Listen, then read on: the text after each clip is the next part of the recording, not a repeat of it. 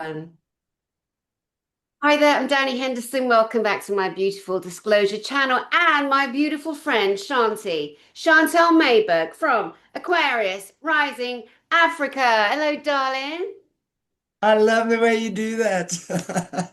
Hello, beautiful Danny. It's so good to be hanging out with you again. How are you? I'm so happy to see you. It's been months since we got together, and just want to say to everybody watching, Chantelle Mayberg, Aquarius Rising Africa from South Africa, has a beautiful channel. Unfortunately, the Muppets at the top took it down, so she's building two more, and she's doing very well. And I adore this lady. She does great work. She's a beautiful being, a great healer herself, which she'll come into. But I really want you guys to engage. Go subscribe, support, because we share our beautiful guests together in order to spread the information out.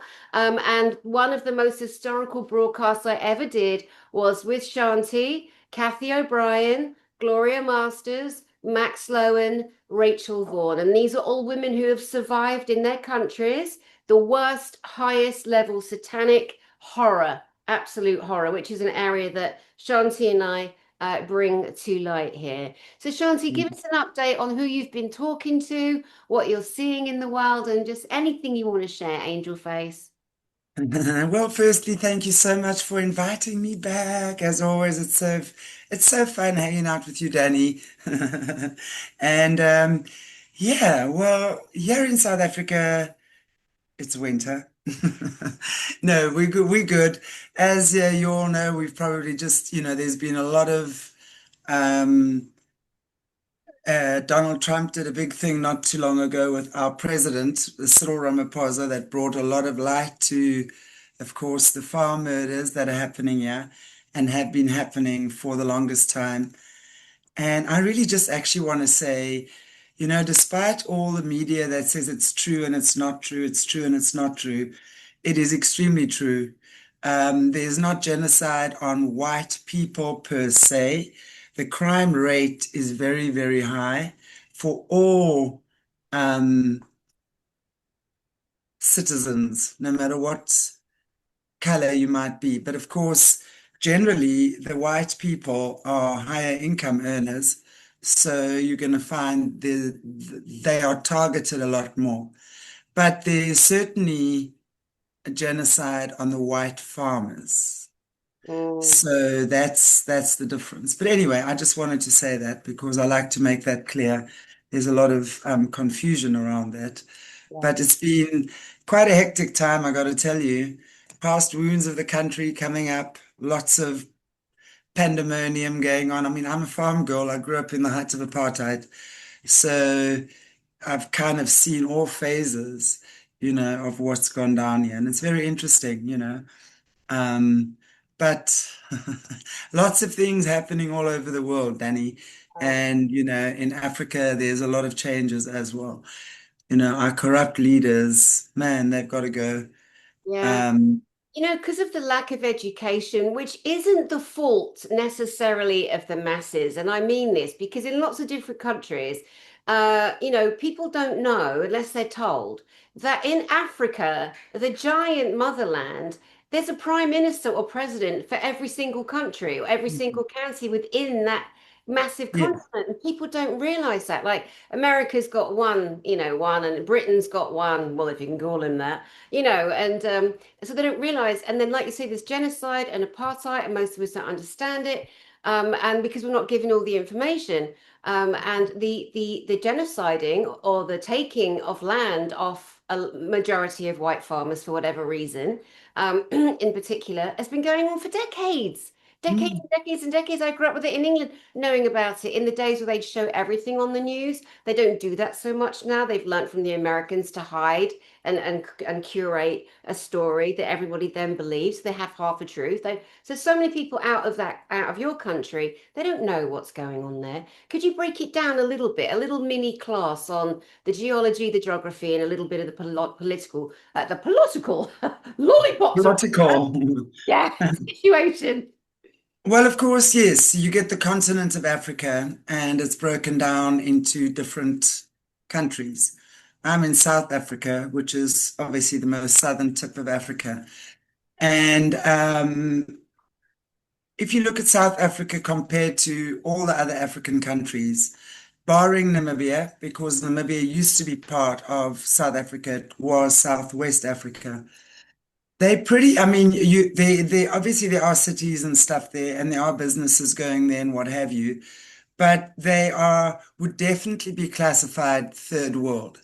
South Africa, up until, I'm sorry to say, but when the ANC got in, was on a par with first world countries. So everything you get overseas, we were getting here. But it's also because they've used South Africa as guinea pigs. So every time they want to try something new, banking chips or cards or anything to do with that, they will try it here first for whatever their reasons are. So, yes, the problem is obviously what's happening now is there's a lot of pushback for the colonization of South Africa, which most definitely happened 400 odd years ago. Um, the first mistake that has been made is in that narrative. Is that it was not the Dutch that colonized. The Dutch landed here in 1652, but they were traders, so they were setting up trading stations on the coast, like Cape Town, etc., um, for the spice, taking their spices to the east, that sort of thing. That's why they were here. The first Dutch that arrived, that everyone is so upset about, Jan van Riebeeck, um, there were like 92 Hollanders or something that arrived there. And they were not invaders of the land. They settled there as traders, right? But the real issue came in when the British were the colonizers. The British were the true colonizers of Africa. And the British are actually the architects of apartheid. That's the truth of what happened here. And I'm busy putting together a show now, because back then, even known as the Anglo-Boer War, the British had captured the Dutch and keeping the Dutch women and children in concentration camps, using them as slaves. So, that's a huge part of this country's history as well. And Verwoerd, who was the president back in the 60s sometime, please, all you historians, don't you come for me. I'm not a politician or historian. I could be wrong on my dates. But he was assassinated in Parliament, and someone ran up and literally stabbed him, and Oh, he died.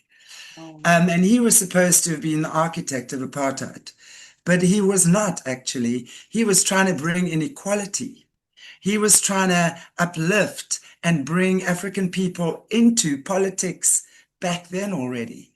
Mhm. And that's why he was assassinated, not because he was the architect of apartheid. You see, when you look back there already, you're seeing lots of disparities. But, the main issue is the land, and they're looking at reclaiming the land. Well, the land that is really up for what they're talking about belongs to the Khoisan people or the Bushman people. They are the true owners of the land. The Khoisan people were here, and this was even before any of the settlers came in. Um, the Zulu people, who are now the biggest tribe in South Africa, arrived here from East Lakes, which is near Ghana somewhere, and they annihilated the Khoisan. They stole their land, right? And then, of course, they had bigger, stronger weapons.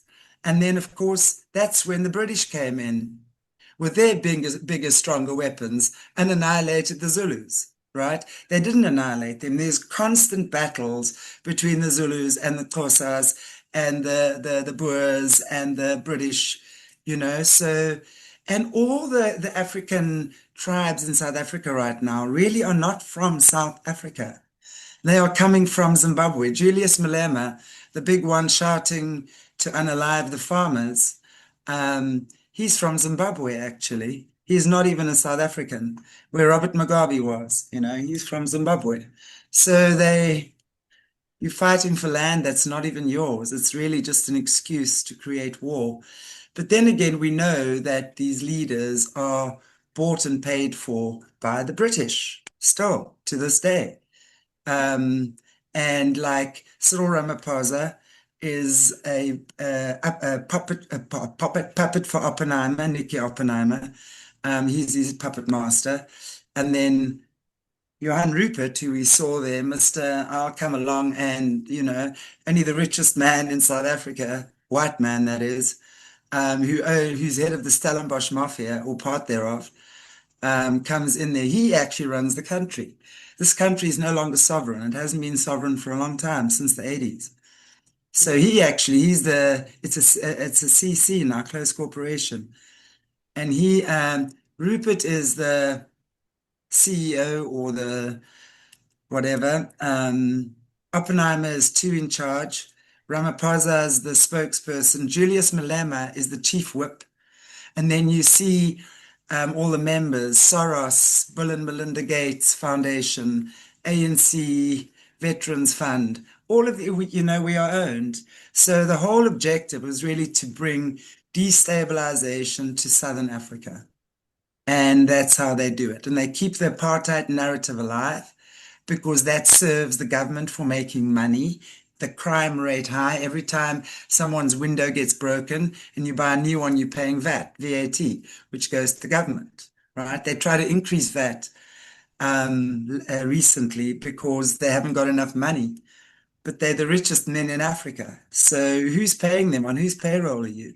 And who's really behind this, So there's a lot, Danny. There's a lot. And, there's a lot of farmers that have been killed. And it's not just farmers being killed. It's the brutal way in which they are being killed. I mean, I don't even want to say, it just breaks my heart. Mm-mm.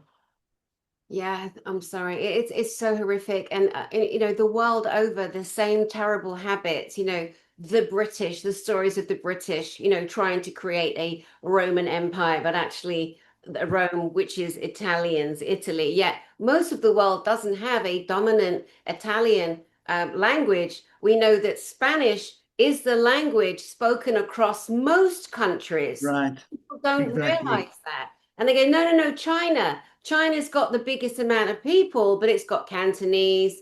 Oh my God, Cantonese, Mandarin. I forget the third one beginning with F, Fukutano, whatever. And then actually, the language that was settled on for business, for communication, happened to be English. I mean, Right. every country, like the Dutch were motherfuckers, the Portuguese, look at it, Brazil has to speak Portuguese. There's no such Right.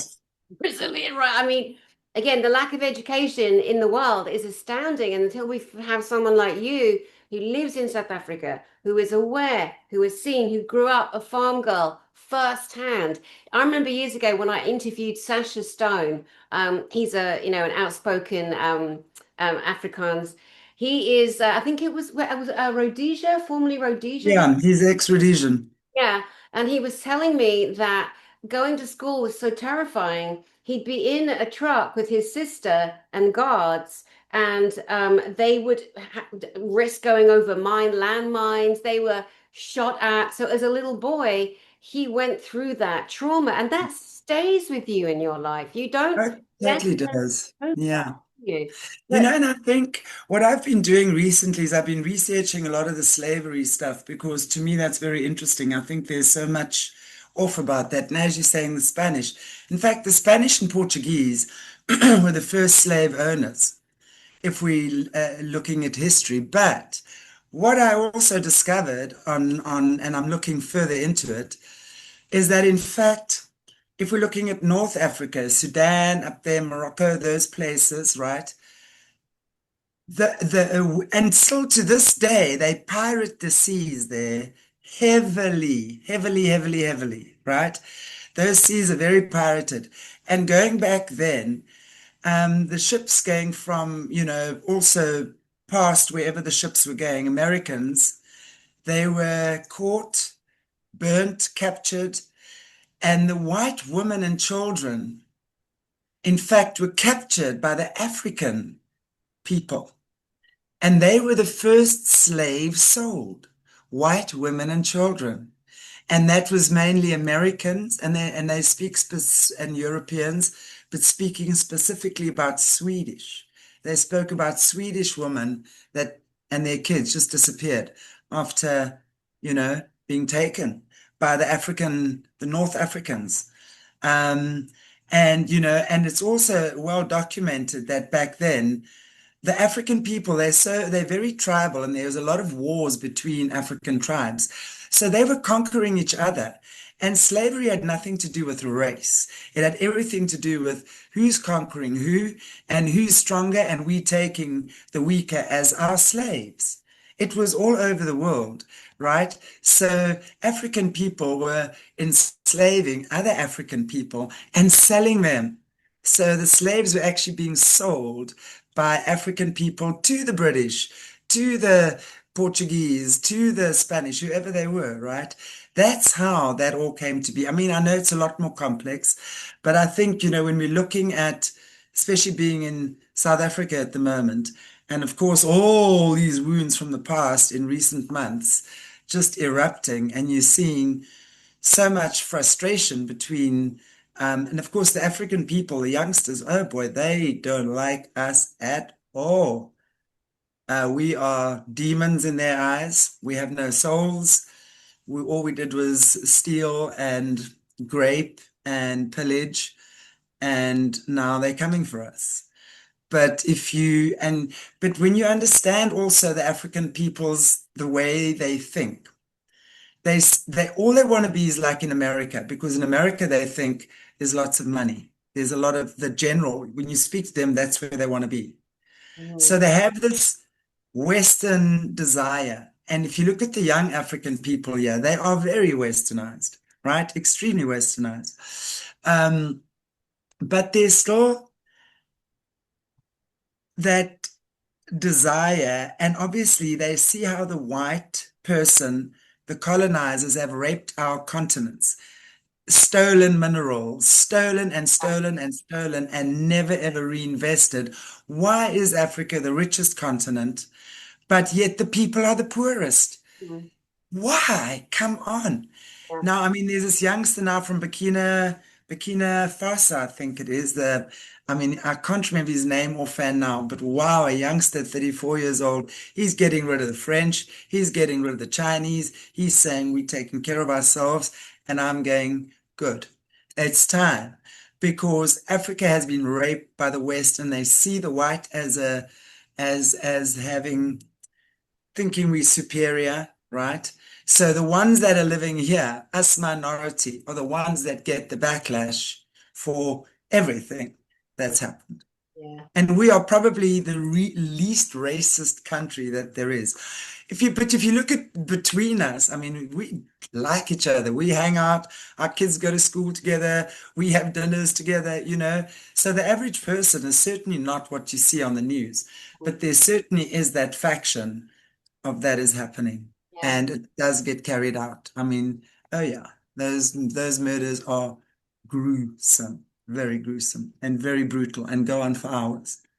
And they want to use that as an example for others to have the fear of whatever, of losing Yes. their lives in them. But Mhm. this isn't something that was created by the man on the ground or the man on his farm in the field. This was created by the elite. This is the plan, the demise of humanity to turn in on itself, to never have the education, to never know the truth. Exactly. These assholes sit at the top of all the countries and they in the world, and they treat the whole planet like one thing. But people think that there's, presidents and there's different governments. No, they're all run by one group of big old murdering, genociding bullies. And they sit around and they carve up the world. They carve it up between themselves. And anyone that thinks that doesn't happen needs to read Kathy O'Brien's book, The Transformation of America. For me, the greatest truth book. If you want to know the mechanics of how these assholes think, these murdering ones at the top, then they engage and they employ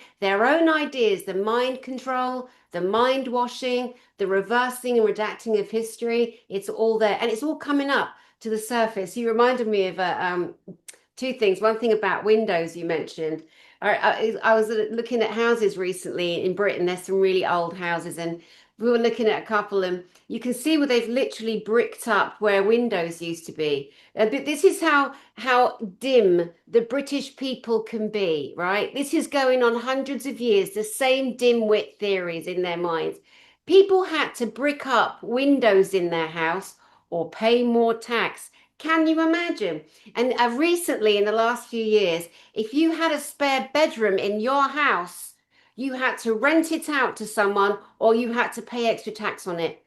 And this is the bullying again, stressing people so bad that they'll take themselves out the game. They'll unalive themselves. And this is a consistent plan everywhere, Oh, every yeah. country, every system. Yeah, yeah, yeah. Now, you mentioned apartheid a few times. I know it's a big subject. Would you be able to, in brief, educate our beautiful audiences, those that don't know, because it's a very important subject? Well, yes, apartheid obviously came in Africa many moons ago, and it's a system of segregating black and white people. Um, White people were allowed to own property. However, I will say this as well. Up until the early 80s, as a white woman, you could not buy a house, a car, property, anything unless your husband co-signed. Oh my So God. unless you were married, you could not own property up until the early to mid 80s. So not only were African people discriminated against, but we as women were also discriminated against. A very, very patriarchal society where men dominated. The NG Church, NG Kerk, that's the Dutch Reformed Church, ruled supreme. So you're going to have the politicians and the church were always hand in hand. Okay. Um, so basically, you know, it's hard for me to know exactly whether the original land that was bought or colonized, because there was land. I mean, the land was bought. White people didn't just get given land. You bought land from the government. So once the government obviously, would say, well, those stands are up for sale or whatever, then they were for sale. So it wasn't the people that were taking the land. Obviously, the governments were taking it, and the governments were then selling.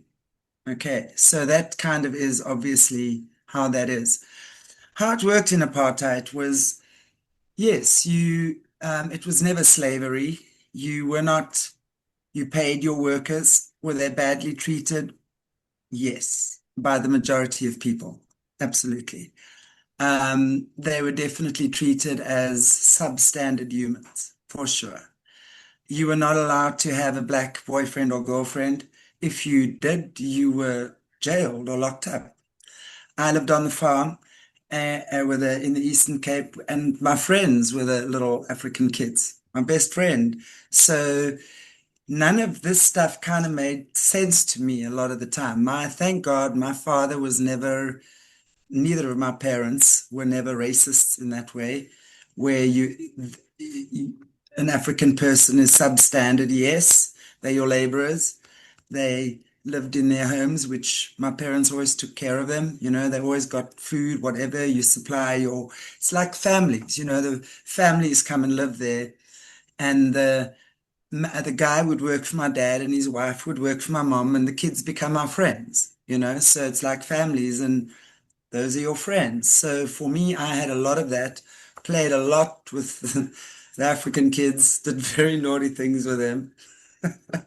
I mean, you know, there was no such thing as apartheid on the farm. For us kids, there was no such thing. We Fine. had, we had great times together. But yes, I remember going to school, and of course, they're not allowed to white people. It was compulsory for whites to be educated, um, but black people not. Mm. So of course, that was Yeah. what they wanted, It's right? so They evil. wanted it. It's so Yeah, evil to totally. make any human feel any kind of way like that, to make any human feel less than what they actually are, to devalue them in front and treat another sector of different colored skins. That's what it comes down to. But it wasn't us, it wasn't the good humans, it wasn't the love of humanity. It was the system that's always done that. And that's something, again, people need to keep remembering. It's not us, because now the designers, we all attack and murder and kill and take out, or I should say unalive because of the algorithm and boob tube, the boob tube police, you know. And it's like standing firm, shoulder to shoulder, and remembering the truth and the reality, educating ourselves, recognizing that everything online largely is being taken away, the true history of our planet, they're redacting it. So we've got to go back to the old books, the old atlases, the old original information that they can't touch and hamper, because we're at a time now where we better know our bloody history. We better be standing together Absolutely. in love for the right reasons. Interesting point you make. Again, the truth you just said about you don't just get to come into a country and take land. You have to, I'm just going to find the screen for the two of us. You have to Buy it. buy it. So I saw something the other day written in the, I don't know, late 1800s, early 1900s, I think before that, that the American government paid 15 million, that's a hell of a lot of money over 100 years ago, to take what they call the borderlands, the countries bordering, so parts of Mexico. Okay, until yesterday, it's 2025. I did not know that. I was enraged. I lived in San Diego, 12 miles from the Mexican border. The first border town is Tijuana. I lived there. And I used to get so appalled, I think, because San Diego's so beautiful. Oh my God, what a beautiful county. Perfect weather, stunning, stunning. I mean, it's like living in a police state. You can't even pass gas in the car and a cop's there giving you a ticket. That's one of the reasons why I left, because you can't tell me what to do. I can't live my life like that. That's ridiculous. But anyway, and I used to like telling the cops off when they pulled me over and having conversations and then seeing them just not give me a ticket. But anyway, practicing my skills, I was, Shanti, my skills. I love it. Yeah, that they bought that land, and I had this lie that I used to choose to put emotion to, which was anger, thinking that my Mexican brothers and sisters had been so wronged, but actually the government's made decisions on buying that land, apparently. And we must also remember that I mean, the tribes were already there, so they would have negotiated deals with the leaders of the tribes. Although a lot of the tribes were obviously nomadic, but there were certain of the tribes that already settled, and they fought over that land. I mean, you got to look at our history. You got to look at the Battle of Blood River, and you got to see. And of course, there's this whole thing where I think it was Andries Treenicht was his name. Gosh, my history is very shaky. They went to sign peace treaties with the Zulus. Okay, 90 odd guys. And when they got there, I mean, that was the deal. They negotiated and they were going to sit with the Zulus, sign peace treaties. And when they got there, they were betrayed. They stabbed and killed each and every one of those men and then captured the woman. And God knows, I don't know what happened then, to be perfectly honest. So, this land, yes, was fought for by the Europeans as well as Northern African tribes. Yeah, So it was never their land to begin with. Let's get that clear. yeah, This land belongs to the Khoisan or the Bushman people. They are the rightful owners of this land. They were here long before anyone came. And if you just go look at the Bushman paintings and stuff, that's been around since forever. And also you'll see on the rocks, the rock paintings, you see paintings of the Anglo-Boer War, the war between the British and the Boers, yeah, yeah. the Hollanders, yeah, right. So I mean, you know, there's so much more than what meets the eye, and I don't for one second say it was okay. Apartheid was never okay. It wasn't okay for anyone. It was not okay for us because we were brainwashed into believing that Black people are less than you. Mm, And we were constantly told that from when I was born, there was already the Bush Wars going on and how we were surrounded, always on the news. My father listened to the news. We only had radios, no TV or anything then. yeah, Always how we were surrounded by terrorists And we were, because the ANC was trained by Russia and Cuba and the Palestinian Liberation Organization and SWAPO, which is the Southwest West African Palestinian Organization. Okay. So they've always had their eye on Africa for the longest time. You can see that now, right? So, you know, our guys went to fight these border wars. Now, this was in the height when I was a teenager. My friends were killed. Young guys, 17, 18, guys you're in class with, in school with.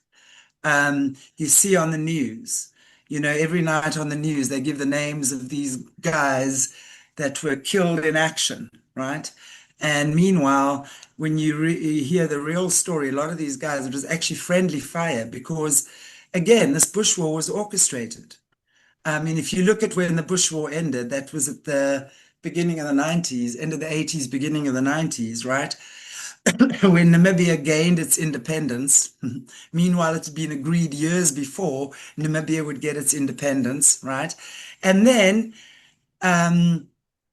there was the story with the Berlin Wall now being broken down. And a friend of mine in the know said to me, why do you think uh, the Bush wars ended? I said, I don't know, the terrorists surrendered. That's what we were told. He goes, that'd be ridiculous.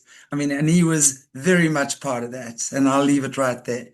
And he said there wasn't the same people funding the Bush war now had to take down the Berlin Wall, and the money had to be spent elsewhere. So, for years, I mean, my one brother in particular was, man, did he have it bad? Really, at the time that it was worst in Angola, fighting for Namibia's independence, right? And then only to be told, I mean, the worst stories. You got to hear the stories of these guys in these bush wars. And Mhm. of course, Rhodesia was where the Selous Scouts were, which was the special forces, the Selous Scouts, South Africa, the Rekis, and Namibia had the Kufuta. And you want to hear the stories of what these guys, I mean, just horrific, Horrific. horrific, horrific, just Unthinkable. barbaric. Unthinkable what people do to each other in that war environment. You know, your neighbor that you were playing rugby with last week and getting a beer with, now you're doing the unthinkable because something due to the programming, due to what you've been told, due to the hatred that's been ignited in you for whatever reason, you truly believe in the reason why you're doing it, but there's never been a good reason for war, and the only way the elites can exist is by creating pain, genociding, unimagined Absolutely. war the whole time. But they're scaring everyone to death. A couple of planes have fallen out the sky, which is horrific. That's to put the fear of flying in. Now they're saying it's World War III. Now they're saying Iran and this and that and this and that, because we are in the thrashing tails of the dying beast. And you and I know that. Others know that too, but there's a majority that doesn't know anything, read anything, except they watch on television. They are caught up in the spin, and the energy frequency of that terror and that spinning is what holds everyone stuck in place. People are arguing in a lot of the work I do in disclosure, full disclosure, same as you, your full disclosure too, albeit in somewhat different areas, but we all come back to the same thing, which is love for humanity. People are spinning out. The ego has hit an all-time high. People are being shown up for who they truly are. And ridiculous things are happening. People look like they've lost their minds. They haven't done that in the healing. They're not looking at the shadow cells. And when I say they, I mean me as well. Yes, You can't sit absolutely. and preach out if you're not doing the work yourself. You got to take yourself to the Exactly. corner and say, have I done something? Have I missed something? Am I saying something that's not true? Am I hurting people? Am I hurting me? Am I ignoring something from childhood or from last year that needs to Right. come up? Like every single person. And the people that say, for example, oh, Jesus will take the wheel. No, he bloody won't. I'll just give it all to God. Why would you do that? You're giving it away again. Why are you doing that? Because you were programmed to. You got to do your own healing. Stop being a baby, get inside and deal with some of your stuff. kindly to yourself, don't they? Absolutely. Harder. You have to recognize that. You have to recognize when you creating patterns and things for yourself. When you're in a pattern, you've got to be willing to break it. Yeah, definitely, Mm. definitely. I've written so many things down here because you are just a font of information, and it's lovely that our cultures are coming together. I'll say British American because I lived in America for so many years, and Hawaii, which I don't consider America because it's like 5 bloody thousand miles away from the American, landmass. And then, Costa Rica, of course, and Latin America. But if I speak for America, because I lived there so much, and I lived in Britain, and which I live back now. There's the same thing happening, and it's the immigrant hotels. Now, are they doing that in South Africa? Are they stuffing your hotels full of immigrants? Tell us about that. It's not only that, but what's happening in the hospitals, because my gosh, if Americans think they have a problem with immigration, wow. I mean, this is part of, I want to just actually, but before we go there, I want to just go back a little bit and just talk about um, going back to the apartheid thing, because what I wanted to say as well is when we're looking at Nelson Mandela, who was this saint. Well, he's not. We do know it's not the real Nelson Mandela that came out of jail, right? If you look at the Mandela effect, there's a lot of people that actually remember him dying in jail, and there's a lot of that remember him coming out of prison. I remember that. That's Yeah, very me much what I too. In remember. England, it was an amazing, amazing thing. It was so big. We were programmed that he was just I was so obsessed with Mandela. I loved him. I thought he was a great man, like a granddad. And then he came out, Winnie was there, his wife. And then down the road, I remember hearing that Winnie was involved in some kind of political campaign. This is what the Brits told us, right? The news. And that there was a little boy, he was 14 years old. His name was Stompy. And they stamped him until the life force left him. That's what we heard in Britain. Right, see? So let's clear No. that up then.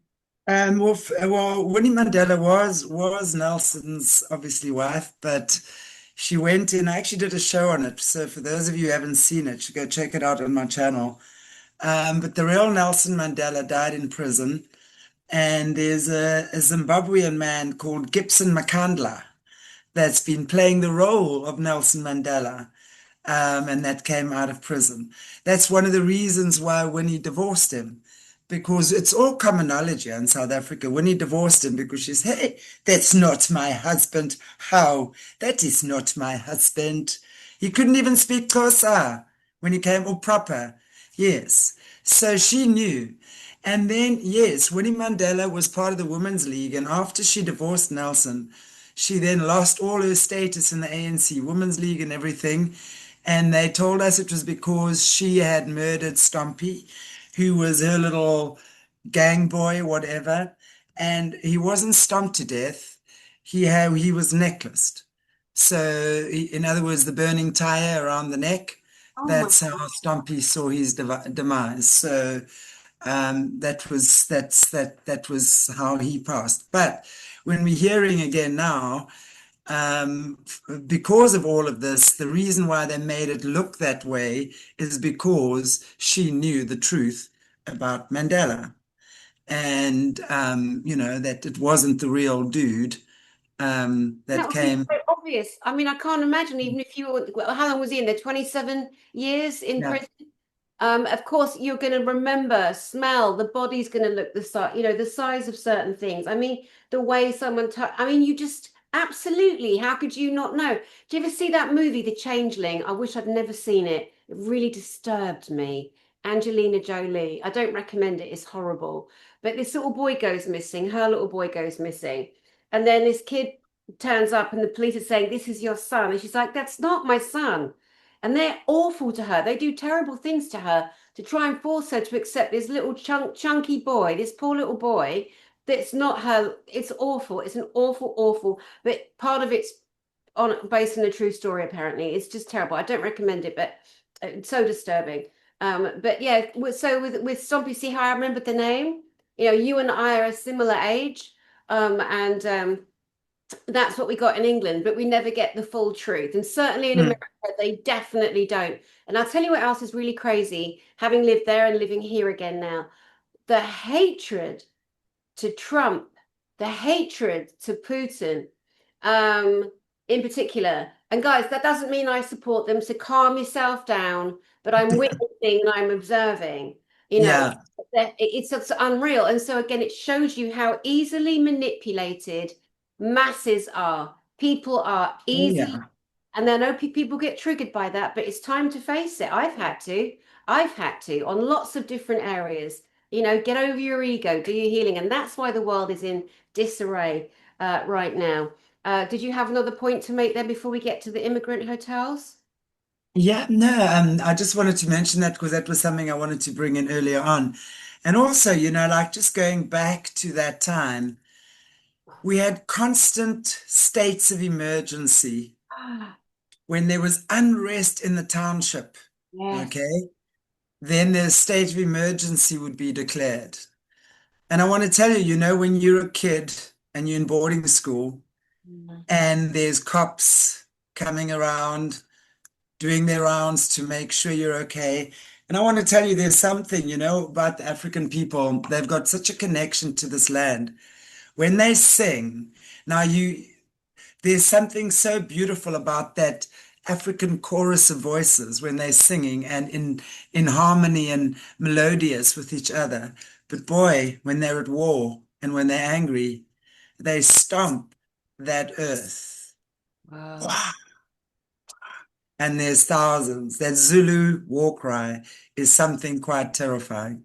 So when you as kids are sitting in that environment at boarding school and the state of emergency has been declared, you kind of hear this going on in the background. It's very scary.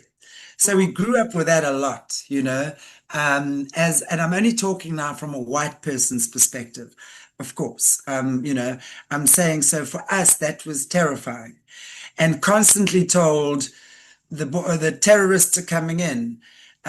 We need our young guys to go and protect our borders. They're killing our women and children. They want us all dead. That. So it's nothing new for us now, what we're hearing. We've been hearing that for the longest time. Yeah. Okay. But what's scary now is obviously the government is doing nothing to protect certain citizens. But is that the balance coming in? Perhaps. I don't know, but I'm not sure that that's the right way to do it. However, we will see what pans out. But yeah, so there was a lot of that, Um, we were gaslit a lot. And might I just also remind guys why Nelson Mandela was actually arrested for being a terrorist. The thing with the ANC is they never took on, their wing never took on the South African military or the army, right? If you want to declare war, then declare war on the government or the army or the military, right? They did it. They would always go for soft targets. So they blew up pubs where students hung out. And in fact, I'm so lucky to be alive because I remember there was the one pub when I was a student in Cape Town, and I was supposed to be there that night, and I wasn't. So they'll hit shopping centers, right? Um, Car parks, anything like that. So they were hitting soft targets. That's why Mandela was declared a terrorist. And that's why, I think a lot of people have that confused as to why. Yeah, there was war in the country for sure between the ANC and of course our government, but they were going for the soft targets, and that's why he was declared a terrorist. So that, I mean, I hope that kind of makes things clearer because I get asked about that a lot. Yeah. Um, You in know, terms of, I was saying the other day, and I don't know if it was with Beverly Rhodes, who's coming on your channel soon, which will be wonderful. Um, I don't remember if it was her. It could have been that, when I was growing up, unfortunately, with they're called the Troubles in Ireland, the IRA. It was very normal for people in North and Southern Ireland to be at war and on marches. And in Britain, if you go to in London, the underground was bombed. Beverly Rhodes ended up having severe damage to her legs, stuck in a carriage underground on that July 7th, 2005. I walked across the road from one shop to another and a bomb went off. We lived in those times. And again, I'm going to keep pointing back to the problem, which is the leadership, the authorities on the entire world. It's them doing it. They're like, it's been 50 years. Let's fuck things up now. Let's take as many people out as we can. We did 9/11 and we got away with it. The humans are too stupid. We Well, did the humans, pandemic. They're too stupid. They don't ask enough questions.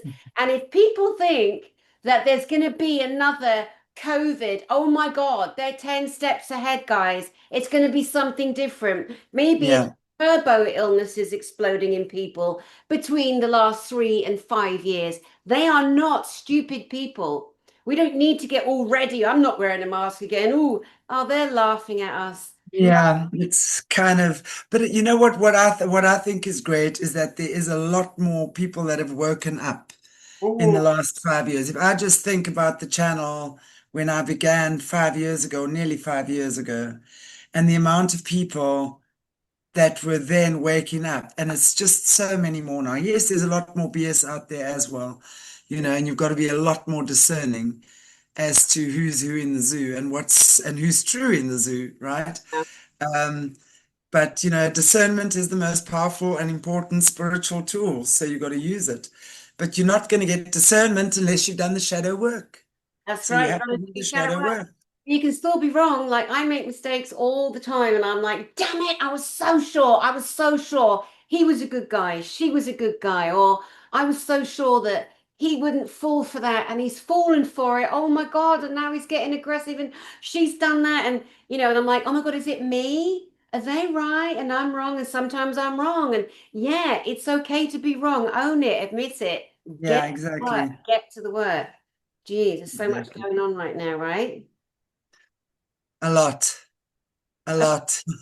But it's all So, fun and games. well, I mean, some of it, but okay, so people are avoiding the subject of the immigrants in the hotels because they're terrified to be racist, just like they're Yeah, terrified to say him, her, his, it, yeah, kitty, kitty. Oh no, don't upset the LGBT plus plus, recognizing if they can that the plus plus is a placeholder for minor attracted person or basically adults that are attracted in the wrong ways to children. Okay, it's never going to be okay. And I think most people are clear about that.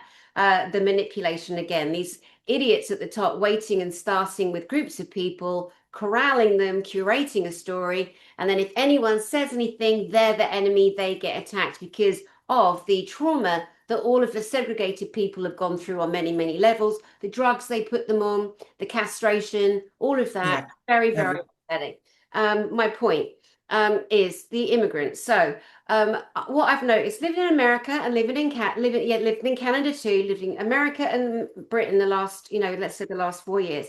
Millions and millions and millions and millions of men walking across the American borders every single day when Biden boy was in power. All Right. army fighting ages, not one child, not one woman. So be quiet. If you don't know what I'm talking about, be quiet. Maybe you'll learn something. So these are fighting men from every single country. The main religion that they adhere to is Islam. Islam, like every religion, has a beautiful essence to it. But I'm going to make the point that these are soldiers, these are Islamic soldiers. They go put in hotels and it's silent. What are they waiting for? What instruction are they waiting for? Now, I'm happy to give my opinion. Would you like to share yours or shall I go first? I'm happy either way.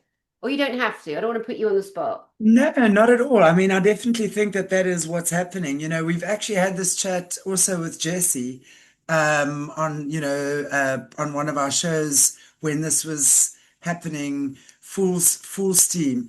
Yes, I do believe that I think it's more than just one thing, right?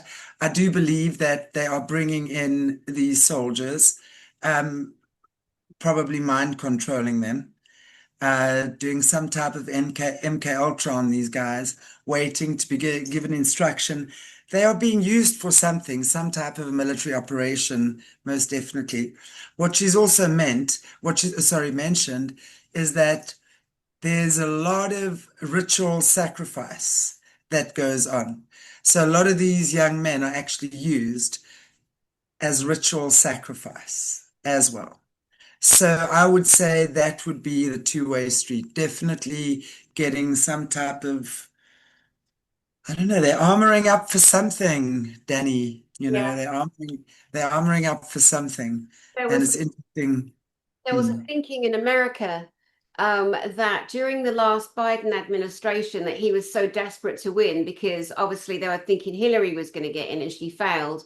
Trump got in. So to ensure that never happened again. This is the story that a lot of people were sharing, that they armed these kids, these young men between 18 and 30, let's say, fighting age. Again, no women, no children. So they're not refugees. And, Yeah, they're not really immigrants. I mean, they're imported men, they're imported soldiers. Then they put them up in hotels, apartments, etc. Yeah, it's tons of footage and it's true. You can't disprove it. There's too much proof out there now. They're given cards. We got pictures of them. Cards, money cards, 2 grand a month. Some of them are on more than most regular Americans trying to survive on their pathetic system. Yeah. So these soldiers are waiting for instruction. So I have a theory. I'm probably wrong, but I have a theory that I'm allowed to share because what if there's some truth in it?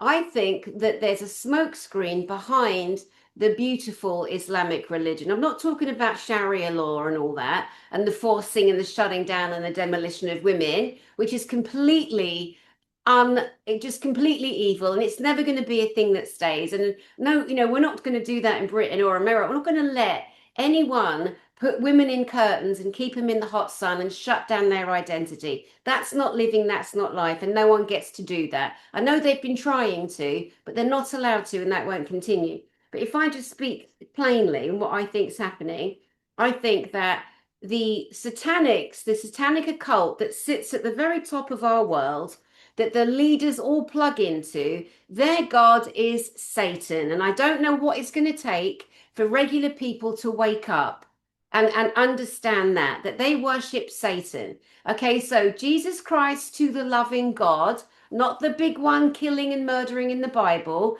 That's Satan too. That's a made up one, right? We ignore him. Jesus Christ to the loving God is what Lucifer is to Satan. And that's the easiest way yes, I can yes. deliver that information. So it's the Mhm. complete opposite. I think the satanics that run everything in the countries, those fuckers, I think they are using the Islamic religion as a smokescreen. And Wow, Danny. I think they are in the Wow. Quran that the Islam religion, which, and I used to always say, when I would talk about Allah or the Prophet Muhammad, because I've studied the tomes, I've done the work. I always used to say, or Bismillah, or peace be upon him. And I realized I was terrified. And so I'm not terrified. I'm not going to be struck down by the Prophet Muhammad or Allah. I'm not. I'm allowed to have a conversation. I'm allowed to share thoughts because I have an intention, and that is to love all my brothers and my sisters. And if there's an inkling of truth in what I'm saying and it gets people to thinking, great, then they can do their own research. I think they're hiding behind the Islamic religion and they're trying to force the religion because that's what the Islams want. That the radical Muslims want to force the world to have their religion as the number one religion. But behind and underneath that is the satanics, the Satan taking over the world, taking over the humans, taking over the people. Totally. And it's a system and it's all planned out. You can ask, And again, they use the Islamic people, not just from one country, right, yeah, are being used as pawns again to be made to look like the fundamentalist radicals. It's like, yeah, in South Africa, they will rile him up. Of course, I'm sure these people have been pumped up for years. It's like the trans movement. These people have been pumped up for years. How unfair, how unfair, how unfair, how unfair, how unfair. yeah. So now it's like time for the revolution. But you know what? This is also the age of Aquarius, right? So Yeah. the Aquarius is the time of the revolutionary. But revolution in its negative polarity is killing, slaughtering, taking over, slavery, controlling, that's in the negative polarity. But on the positive side, it's an inner revolution. Mhm. We've got to look at it that it's the Yeah. time for inner change to let all those existing structures based on fear come crumbling down and transform it into that which rebuilds you into the consciousness of the new. Because this is what helps us get out of that third dimensional matrix, right? That's the matrix we've been caught in. So when we do the work that we need to, we understand things in the way God chooses for us to understand it. We raise our frequency and elevate ourselves to that vibration, and then we exit the matrix. It's like literally flying. I mean, not literally, but your frequency. It can't hold you back. They Exactly. can't hold you back. Yeah. And that's the thing. It's when you're out of the lie and you're in the truth, those things can't touch you. So it's now the time where people are seeing something, they want to get out, they're not sure, but they get pulled back in, want to get out again, not sure, boom, there you go. It's crazy. It's crazy, Daddy. It's so crazy. And when we recognize on our planet that greatest energy wins, right? So the fear mongering and the terror and the rising up of arms against each other in different countries and throwing planes out the sky and just terrorizing, that is the energy frequency that the bad ones are trying to force everyone to feel. They're trying to get us all fighting or falling out or hurting. They can hold that frequency. They've got generations of practice, decades, generations of people, hundreds and hundreds and hundreds of years.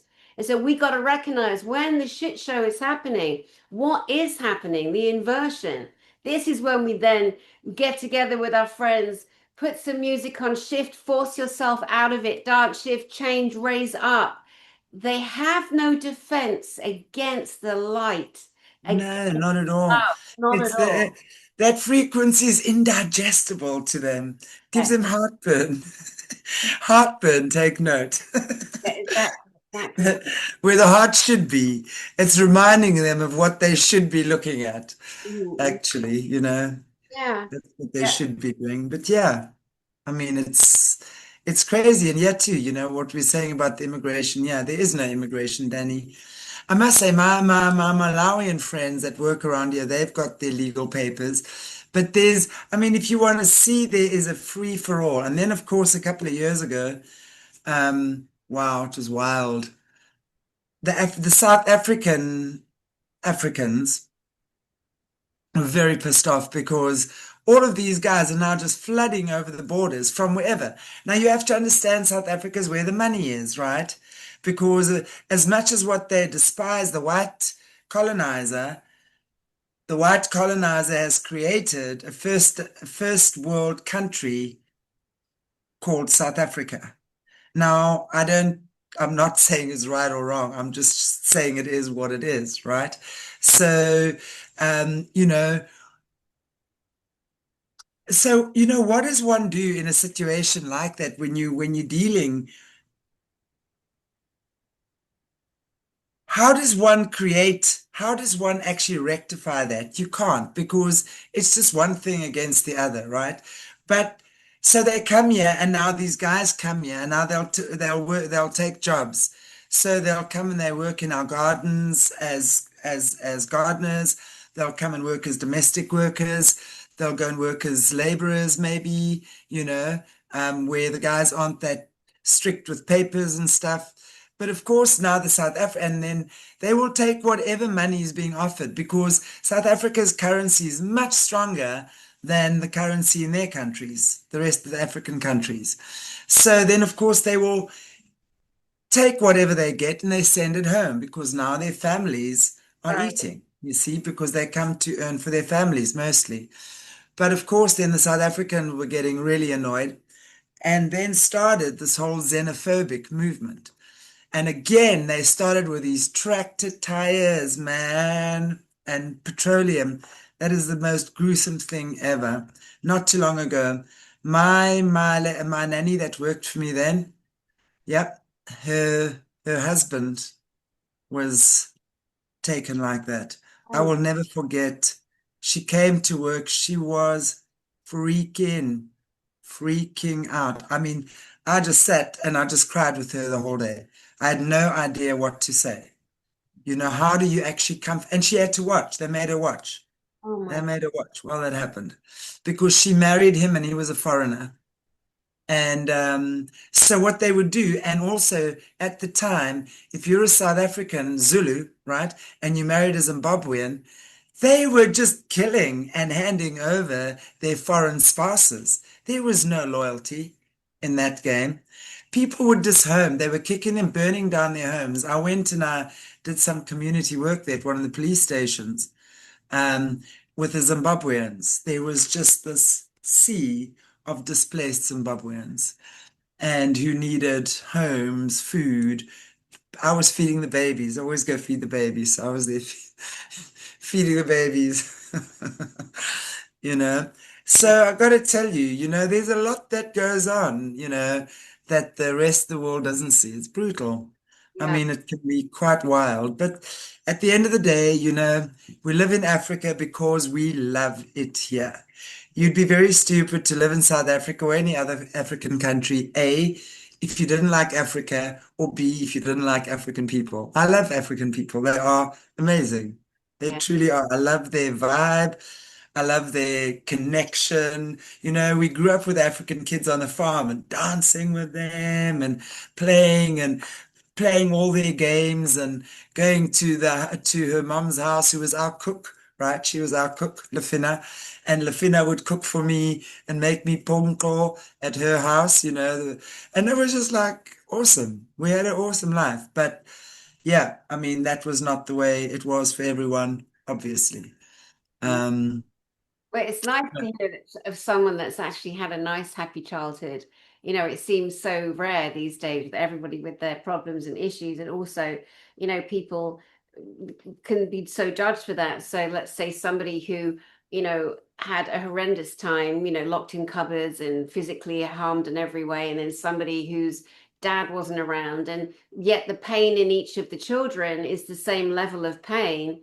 And we tend to judge each story, and we shouldn't. It's each person is their own journey, their own level of pain, their own level of healing or not. We shouldn't be so judgmental, but we tend to put people in categories. So there's instant judgment. That's what keeps you alive, isn't it? You look at someone and you instantly judge them. Am I safe? Are they friend? Are they foe? Am I going to freeze, flop, or fawn? Am I going to take advantage of them, or are they going to, it's just incredible. I just think people need to be a lot kinder. They need to themselves and certainly to others.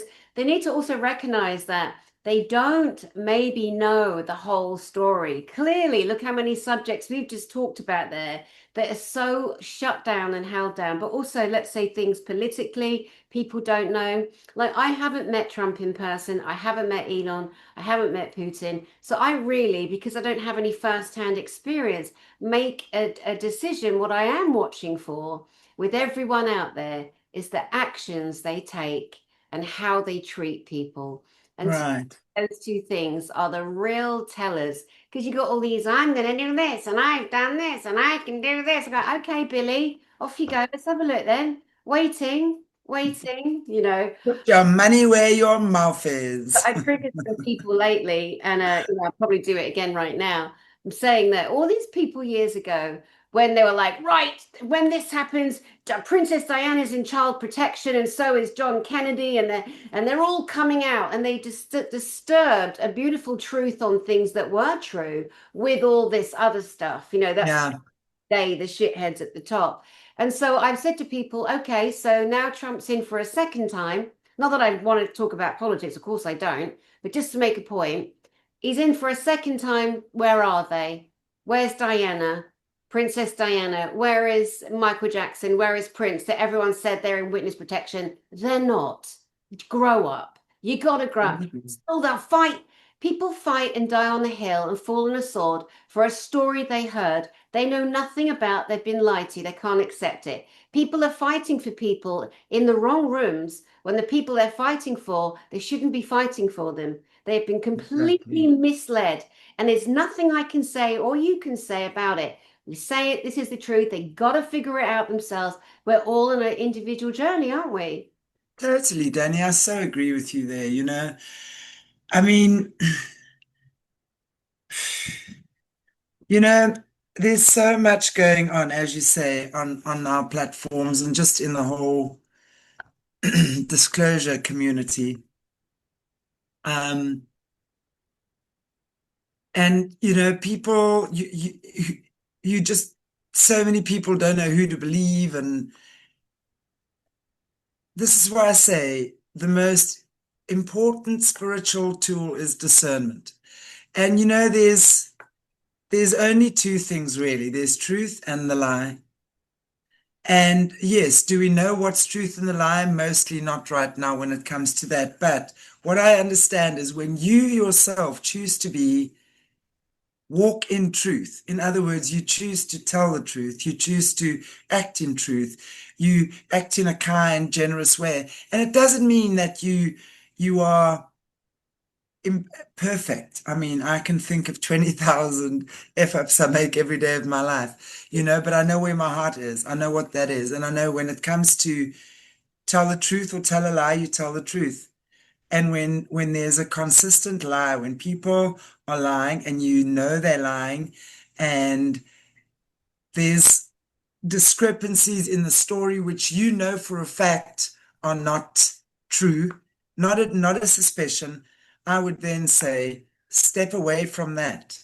Just first see what these eyes are telling you. Yeah, First see that, yeah, right? And then, work with your intuition. Your intuition is God's voice.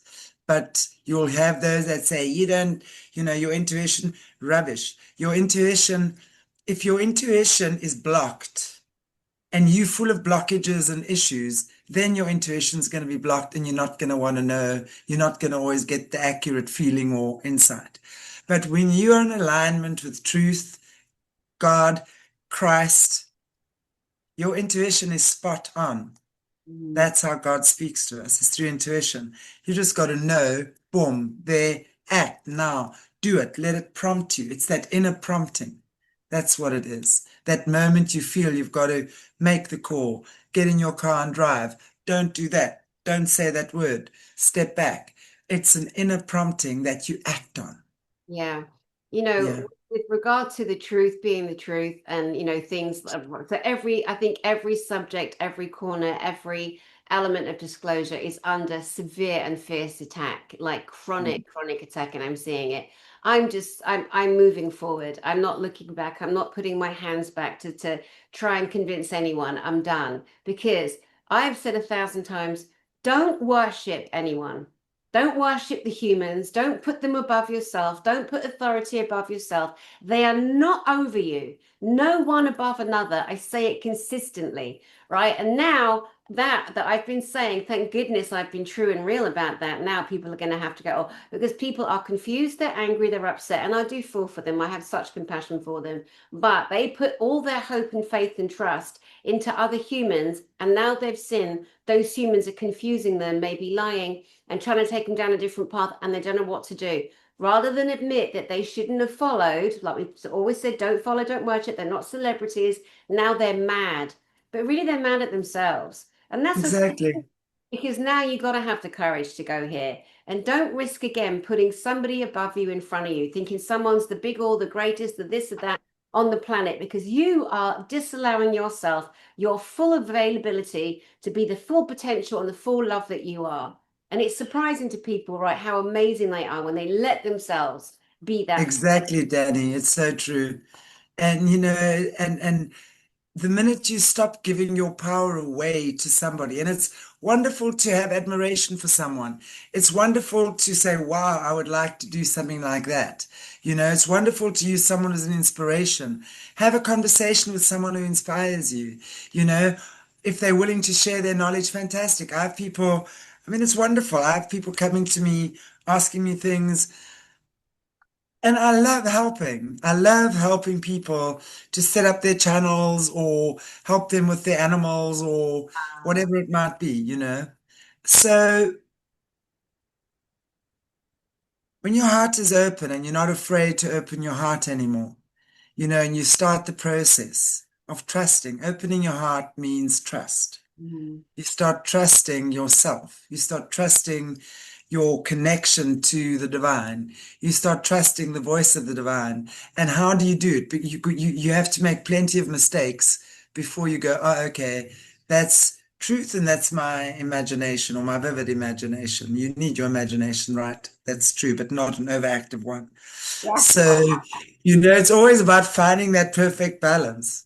And it's a beautiful time. And when you do it, it's like lovely. It's like learning how to ice skate. You're going to fall a few times. You're going to Yeah. crack an ankle, maybe, right? You know, but then soon you have it. And then zoom, zoom, zoom. I remember the first day I could ice skate properly. It was so awesome. You know, you start going across the corners, the ice rink. And Yeah. we were farm kids, so we went to Wow. the ice rink in Cape Town once every 3 years or something. And then we put the ice skates on, and then you'd have to learn. And it was amazing. I tell you, the day I could ice skate was the best day of my life. When I Uh, was when I was able to let go of that wall thing, whatever, and go. And this is the same sort of thing, you know. When you practice and you've put into um action enough times, trusting, following your intuition about what you feel is the truth, you will know if you hit a wall, and that's okay. That's how you know that's not the way to do it or the way to perceive it, whatever it might be. Or you do backpedal and say, okay, show me again. Give yeah. me another opportunity. You know, Ask for the opportunities to grow. Ask. yeah. Ask for the challenges. Ask. Ask. Because you're never going to get that which you're not prepared for. Don't get stuck and stagnant in stuff that you're not going to grow from. That's just going to pull you down. You know, ask for the challenges to grow. Ask for the moments of strengthening. Ask for that, and you'll get it. You know, you mentioned the fact that being a little girl and off a farm, never having ice skated, and then conquering that and that feeling, that amazing feeling when you can actually skip a corner, go backwards, you know. Yeah. I used to roller skate. Remember the roller boots, right? Yes. My parents bought me a pair of boots and I was so proud of them. They were navy blue and white. And these horrible kids at school called them Frankie boots, as in Frankenstein boots. I was devastated. But anyway, I was a good skater, right? A good roller skater.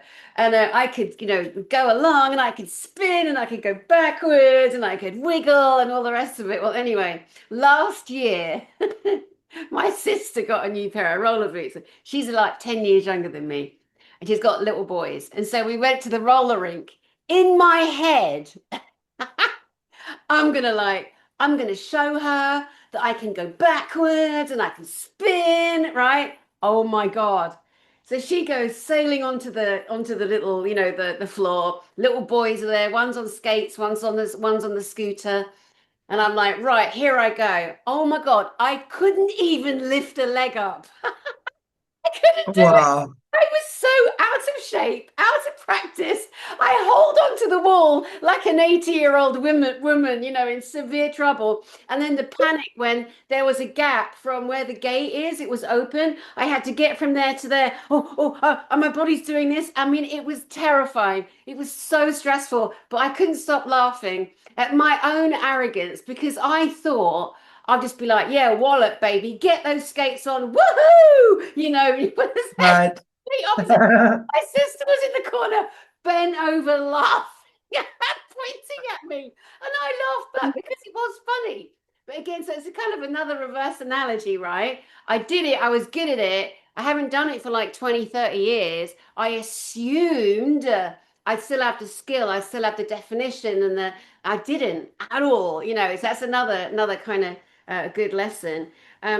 I wanted to move to a really dark subject that I've not discussed with anybody on my platform before. but I know you're the right person to do this with. And so, not that I'm putting you on the spot, but All good. don't have to. I don't remember his second name, but a couple of years ago, we, the world, witnessed the unaliving of a black man on the floor by a white policeman in America that put his knee on his neck. I have not recovered from that. And who am I? I'm just somebody that saw that. It disturbed me on levels. I've not been able to talk about it, address it, give my thoughts on it, ask someone on theirs. But again, like 9/11, when the humanity chose not to put that on the table with the pandemic, when a lot of humanity started to wake up, but still a lot of people didn't put it on the table, that to me was a satanic ritual to Right. sensitize us, but to make a statement on something. George, his name's George, isn't it? What are your thoughts on that, if you wish to share? Are you talking about the George Floyd? Yes, yeah, Right, okay. Um, there was so much talk about whether that actually happened, right? Whether it was a PSYOP or a CGI operation of sort. I believe, and then of course we're hearing so much stuff about that it came out afterwards that he was this criminal and done this and this and this, you know. There was so much stuff going on about him then at the time as well. And as far as I know, not long after that, Black Lives Matter, that whole Black Lives Matter thing came into being. I think honestly, Danny, you know, I think that not just that situation, everything that was going on around it at the time as well was to terrify humans. yeah. Whether it was, and I hope to God it was not real, right? Because I can't imagine that how that must have felt. I mean, I abhor that sort of thing. I look at the bigger picture in this, and I just kind of look at this and say to myself, what was the objective of that operation? And for me, it was to terrify us, to divide us even further, create more fear, and that, of course, in itself is a ritual, right? That would itself be a ritual.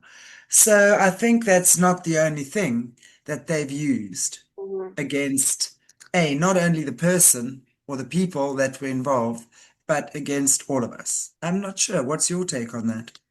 I because unfortunately in my own personal life, growing up and where I lived and things that happened around me, I've witnessed so much horrific, horrendous physical atrocities on people. And my own cousin was unalived, my cousin Delroy. Delroy was thrown off a cliff. We know it was because he's black. And it was in the 70s. And so, of course, because of the disrespect for our black brothers and sisters in the 70s in Britain, you know, there was a hardcore racist element. And we know that, and he was never investigated. And he was taken out, he was unalived, and for many different reasons. And it's a story I don't want to go into, but just to raise the point. And also, it's funny because you know, like how we're discussing, you and I were talking about Black Africa, White Africa, and we've been so programmed and put fear on, don't say black, oh, you racist, you know, Black Lives Matter, and all the deliberate psychological operations. I got to a point a couple of years ago, I think, where I thought, I'm not going to allow anyone anymore to, because I was getting so terrified. I'd come on my channel and then I talk, and then I'd get serious anxiety about the LGBTQ. I'd get really anxious. I'd be frightened that I was going to upset someone. And I thought, why am I feeling like this? This is wrong. This is Mm, wrong. We love everybody. We understand there's gays, you know, which is lesbian, men and women, gay and lesbian. And then this whole kind of other, you know, sector of people trying to figure out who they are, what gender they are. Well, there's males and females. It's quite simple. But they went on a journey that was then amplified and then of course the anatomy shifting and changing, which is the satanics. That's something that they do, and it's whether or not people let themselves see they're being used as a narrative. So if we step all the way back to George Soros, who isn't even allowed into his own native country, Hungary, for his crimes against humanity. And I don't know whether he's dead now, but I know his son's taken over. And again, these are bloodline families, long-term bloodline families with jobs and agendas. Bill Gates and Melinda, whatever, the foundation. Oh, they're such good people. Oh, they've got a foundation. Oh, look at the Bushes and the Clintons. They're all laundering their money. We've been so stupefied as a humanity, but bless us, and I do mean that, bless us, because we trusted, because we're our innateness is to love, is to trust. We wouldn't think for a minute that these bastards are doing these things to us because we generally wouldn't do that to each other, right? Exactly. And so Exactly. the orchestration of Black Lives Matter, which, what are you talking about, Black Lives Matter? Of course they do. Who came Yeah, up with that? exactly. It wasn't us. It wasn't humanity because we didn't need to be told that. No, Bloody know exactly. that, That's right? what I'm saying. It's like, or it's like taking the salt and putting it into a wound that's trying to heal. And Mm. all you're doing is, creating more um, pain in that situation, and it's like I did an interview with Gary Wayne a couple of weeks back, and he spoke about how World War I was started because of two cousins scuffling, having a fight. And it's so true. So they brought in, like when you look at the bloodlines, right? You look at the bloodline families. We all know, I mean, the world wars were pretty much funded by the same people. But now, what we're hearing, and it's true because when you're looking at all of this stuff, you're seeing how it comes together. And it's literally two scuffling cousins. And Yep. they use the entire planet as their pawns. Exactly, carving up the world. I witnessed years ago between two lords in England on the phone, and I was there and I was witness. And my friend Terry, who's now dead, he was an older man at the time anyway, it's in the 90s. I witnessed on loudspeaker me, Trudy, and Terry in the same office with these two lords on a phone themselves, and these young guys who were running an electric car company in the 90s at motorbikes and cars, and all they needed was £25,000. That's all they needed before they went under. And they were begging. I've met them. I was recruiting for them. I was recruiting personnel for this company. That they were begging the two lords for this money. And you know what happened in the end? It wasn't about the car company. It wasn't about the 25 grand. It was about the two lords peacocking to each other who was going to fund. And they both pissed each other off in that conversation. They had an argument and they both walked away. And that company went under. And I was 20, I don't know, in my 20s. Oh, no, I wasn't. I was older. That's a fib. I was a bit older than that. I think that was around 2000. Yeah, yeah, the 2000s, early 2000s. And I remember witnessing that and going to myself, oh my God, that's how it works. That's how they crush the little man, the little Yeah, woman. exactly. The It's Lord's all going orchestrated. It's all to, yeah, orchestrated. bloodlines, the royalties, the aristocrats, there it's all about them. And that was one of my biggest awakenings, how easy it is to destroy an industry, which was the electric car, which I don't agree with anyway for us to, but in London it was a cool little thing. But yes, it's just incredible. And people just need to open the doors in their mind, do some reading, look at some of the big names that you all think are all this, that, and the bag of chips, and you are going to learn the hard way if you don't know already, right? Exactly. That's exactly it. It's exactly it, Danny. So, my love, Mm. we've covered a lot of subjects here and or tapped into a few of them. But again, you're one of the few people I can actually do that with on certain levels because you interview, like me, so many great people. Yeah, We try and bring as many subjects as we can on our channels, but obviously we're both experiences ourselves of many different things. Now, you mentioned Gary Wayne. Can you tell us a little bit about him and any of your other current guests that you're working with that you would like, our audience or my audience to kind of pop across and yeah. doing? I've interviewed Gary Wayne twice. He's a Christian contrarian, and he is absolutely studied, when it comes to the biblical texts from the Nephilim to the bloodlines, etc., etc. And he's very, very well versed when it comes to all of that stuff, the biblical history, basically, and the bloodlines of the royals and the RH negatives and stuff like that. Yeah, he's amazing. I've had him on twice. He's not a regular guest, but I'm having him on again a couple of months from now. He's great. He's fantastic. But Gary Wayne's very well known out there. I think a lot of viewers would have seen him as well. Gosh, what else is new on Ara? Ah, I've had Samantha Plested from the UK, transsexual woman. Fantastic. You guys have got to go watch her interview with me. I mean, what a beautiful soul. She's the genuine, authentic transsexual who has gone through all the phases of transitioning and, is now a woman. And just giving her experiences on what's happened in her life. And just also this LGBTQRXYZF community, which has really taken on such a huge part of stuff it really is not about. It's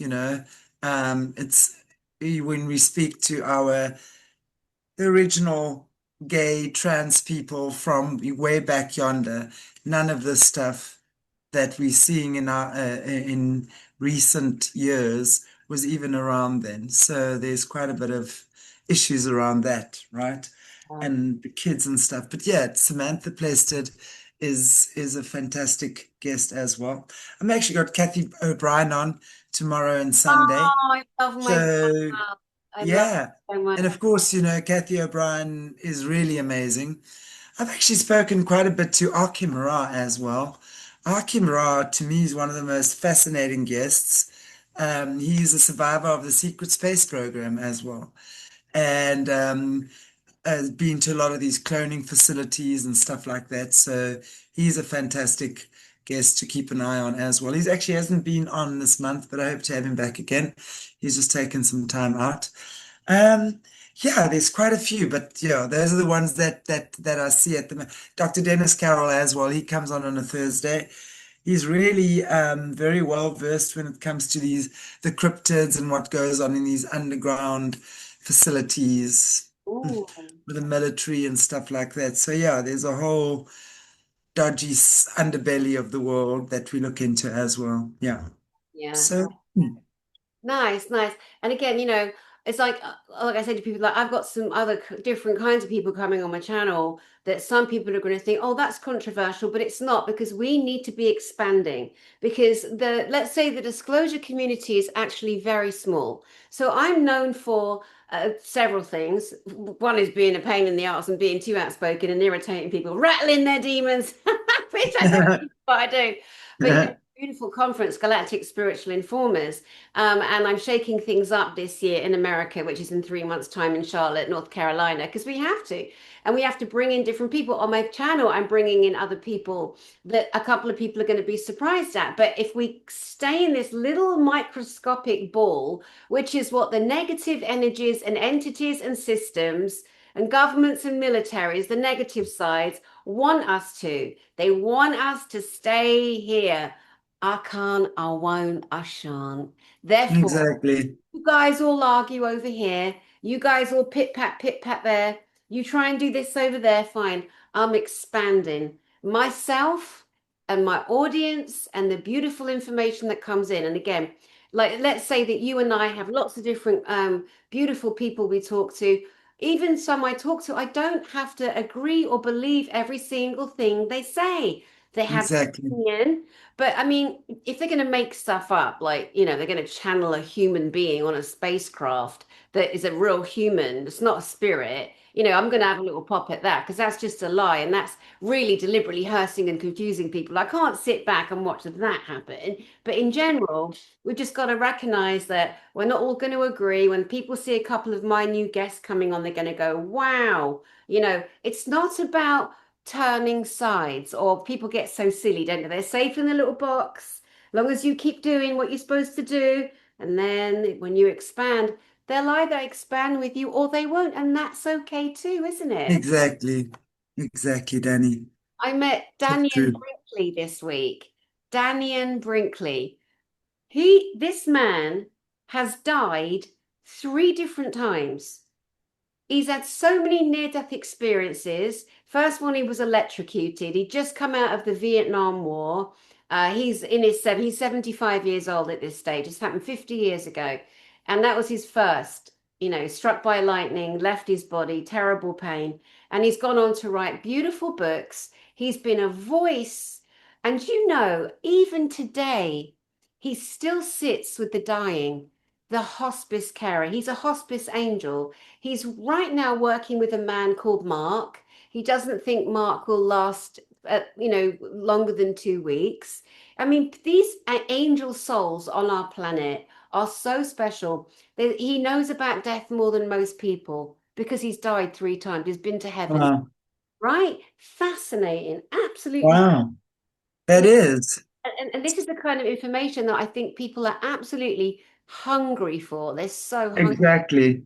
Exactly. It's good to speak to people like that. There's fascinating, it is fascinating indeed. Also with Rachel Vaughan and Doug McIntyre, we're talking about the heterochromia Yes. and the and epigenetics, the heterochromia in the eyes and what causes it, and so very fascinating topics. Of course, with Jessie, we're always doing the decodes. Jessie's amazing when it comes to decoding buildings and stuff like that. And Epstein Island, we decoded Epstein Island the other day, so go check that out. Wow. Well, give us a bit of insight into it. Well, Jessie's amazing, So she just basically what we did was looking at the buildings, what's inside, because, the way they build the archways and what pillars are next to it and the unicorns and little things on the roof is really portals and things like that, where the kids, when they get mind controlled, they get transported through there and underground.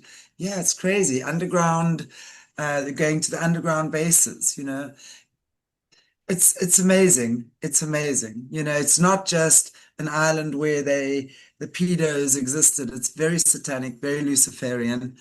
And she's gone into great depth to explain what each thing means. She's fantastic like that, I have to say. Wow. Enlightening a lot of us right now with the information. Yeah. Yeah. And we need as much information as we can or not. I've got a friend who says she doesn't want to take on any more information.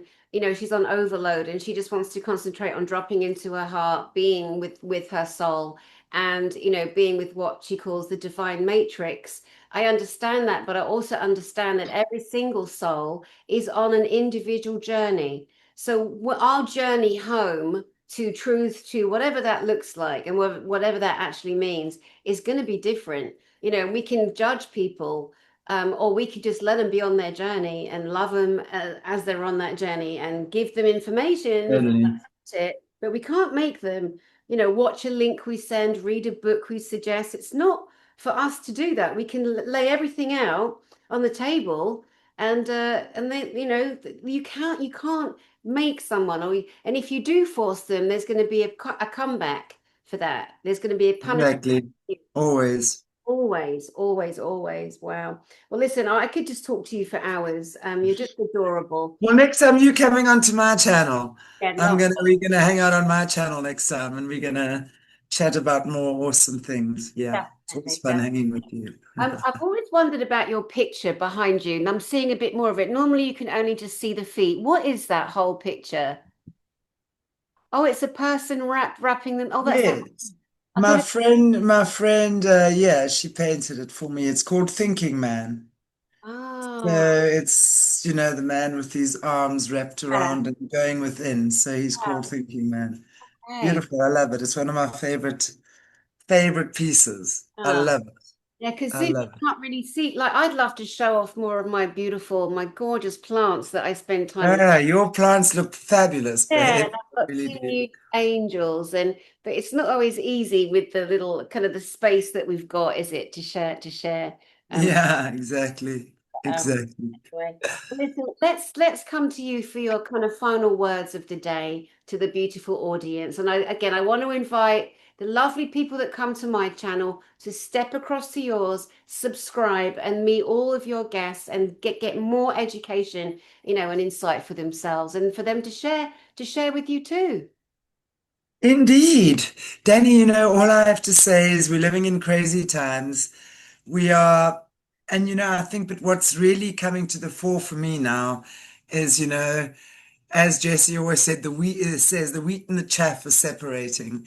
So we're seeing who the fake players are more and more. And truth, it's time for truth, time for us to just be in truth. Um, how to get in truth? Well, that's a story to itself. It takes shadow work to get there. It takes recognition. It takes acknowledgement. It takes the willingness to see where you've been fooled or where you've been blinded. You know, that's the only way forward. It really is. So, just yeah, for everyone, let's just take hands, link arms, and do this together because, the more of us who are harmonizing together, the more we get done and the more effectively and quicker. Mhm. Yeah, yeah, definitely. Yeah, so right. A few years ago when people started popping up, like 2, 3, 4 years ago, or less than that even, popping up there, they came out with, certain storylines, trying to fit and trying to become somebody, let's say in the galactic field. And there was one particular boy that came out and he was saying, that the world is going to split and there's two timelines and there's going to be one big single solar flash and everybody's DNA is going to get upgraded in that one. And those that aren't worthy are going to stay behind and think that we've all died. And people believed it. I've never I mean, believed that's like a fundamental Christian speaking nonsense. lie. Anyway, but he's a Really. he's, he's a really not good person and a fibber and a liar, and has caused a lot of pain, a lot of harm, a lot of confusion. Anyway, someone sent me a link this week, and I really wish they hadn't, because I really need to see that mug again. Except that he's aged so much.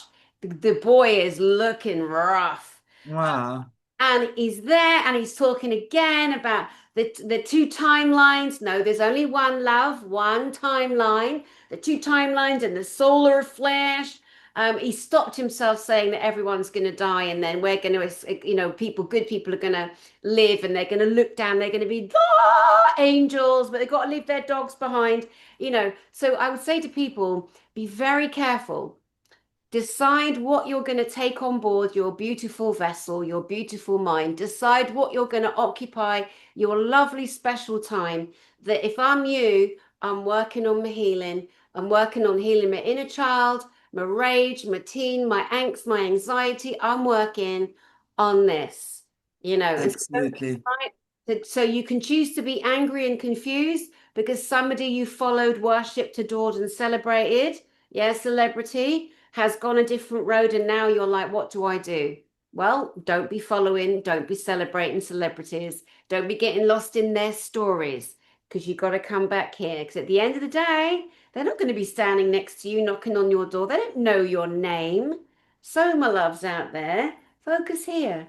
Focus on you. Focus on your healing. Exactly. Chantelle Meyburgh from Aquarius Rising Africa. I said it right. Yay.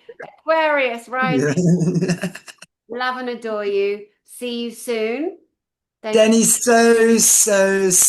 so wonderful to be hanging out with you again. And I look forward next time you're on Era. Brilliant. Me too. Me too.